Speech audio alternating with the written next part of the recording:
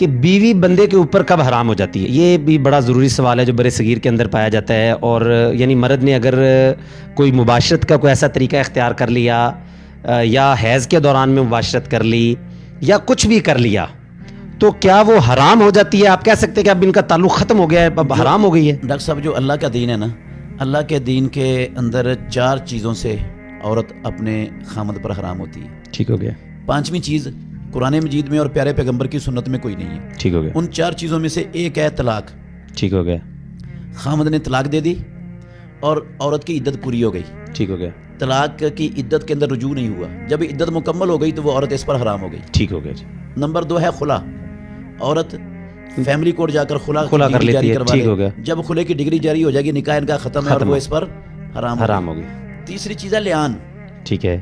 لیان کا مطلب یہ ہوتا ہے کہ خامد نے اپنی بیوی پر بدکاری کی تہمت لگائی ہے لیکن اس کے پاس 4 گواہ نہیں ہے، تو ایسی صورت میں لیان ہوتا ہے 4 قسمیں 5 قسمیں خامد اٹھاتا ہے. ٹھیک ہے. اور 5 قسمیں عورت اٹھاتی ہے.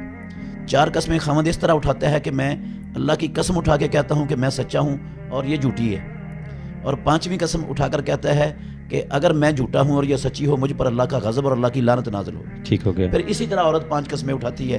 تو جب یہ قسمیں دونوں کی پوری ہو جاتی ہیں نا، اس کو لیان کہتے ہیں. ٹھیک ہو گیا. پھر وہ ہمیشہ کے لیے ایک دوسرے پر حرام ہو جاتے ہیں. نہیں، یہ سمجھ لگی مطلب دونوں کی قسمیں پوری ہونے سے کیا مراد ہے؟ 5 قسمیں اس نے اٹھا لی، 5 قسمیں اس نے اٹھا. ٹھیک ہو گیا. اس کے بعد ان کا رشتہ ختم.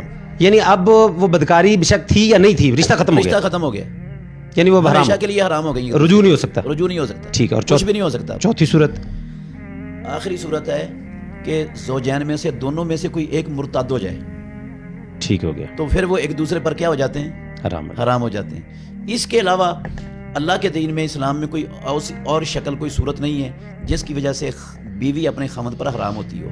رہا حیض کی حالت میں بیوی سے مباشرت کرنا یا قوم لوط والا عمل کرنا اپنی بیوی سے، یہ کبیرہ گناہ ضرور ہے، سنگین جرم ہے، کبیرہ گناہ ہے، حرام ہے اسلام کے اندر، لیکن اس سے بندہ دائرہ اسلام سے خارج نہیں ہوتا، مرتد نہیں ہوتا.